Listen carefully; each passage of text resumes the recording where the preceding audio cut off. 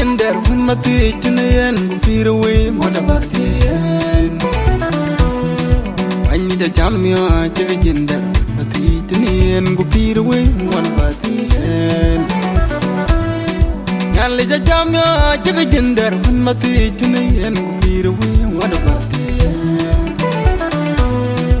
I need a jamia chiga gender when mati tinayen piruwe modabatien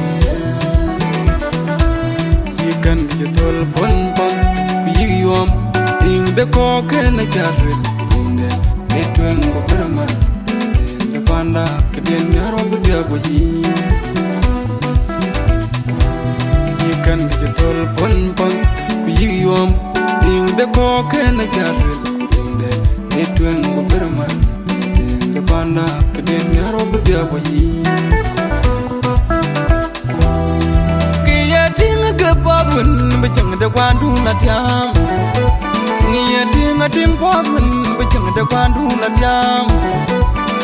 Kabene yina le Lin ninja de tiam nom Akakul na piando wedding na tiag Yenga jam pintem lar wundi di juen matonin Wundi ti tiang ading Ulay deng panjale nyan yen pion yak Yaga mako nyana mako Magong yan bang udame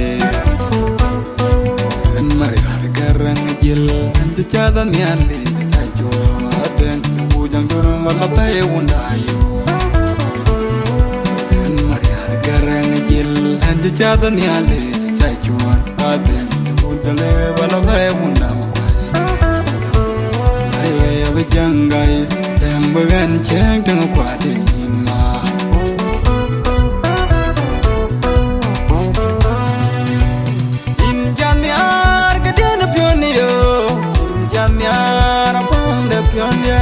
Injanyar kedena pionio Injanyar abang de pionye Injanyar injalon Injakwen may mabuko jengwi Injanyar injalon Injakwen may mabuko jengwi Yan mena wunyi kang agaman Yan na ya kang leng Yan nya wunyi kang agaman Yan na ya kang leng Kaban malen maradan jadi tamara kondi de machar nyande wood bale koy gedeng go yene na wulan dia malengarang go mabiur garang go ine garang go ton male ka bunke mate gedeng go wayin aje pol jin dor no norway una gon dengu pandel na dut machar deng nit nyana banje ye kan koy dir Dor inangong akut yang ko bola lir bol Lor wana walan pandar kalana jil wet ka wan mat ayun ma wil ko killay agun malwal ku sultan nabe tabe nyar nyok panchul mat wan ma jil hila garang jil ko nyam garang jil nyade un jile yin mi Wadi gede waga nyira dengde gej Marwara magong garang godon magong garang Akunya maleng deng Nyanda wat Garang mago agwayun magong Chul majang gung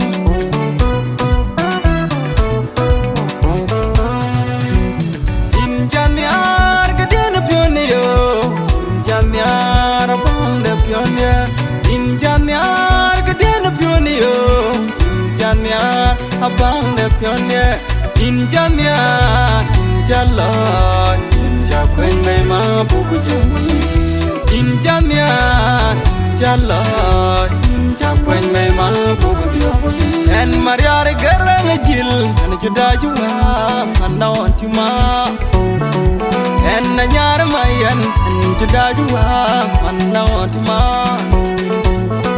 Nyana wunjale, bang de wunjale, wuda dul mama gato, ato na nyang lwal. Mudia nyana wunjale, bang de wunjale, wuda dul mama gato, ato na nyang lwal. ban ben jimi nyu haji ai du pio hadi dunda gutun banada nonor jo jong garang jo nonor anyang mayuldin apa la yumi yin kwa bilor chin gador nyana banya tenga ajay malur ma malur chin gador ana chol la bin lo changa deng jakang ti tonga ding te kiwa kyang na deng ya meri akur kai nyana ko nyari kan dia ga banda ayana mayoma go kwa kenya na nya ya wal makir in janyar ga den pionio in janyar bang de pionio in janyar ga den pionio janyar abang de pionnier in janyar in jalo in jakwen mai ma buku jamai in janyar in jalo in jakwen mai ma buku jamai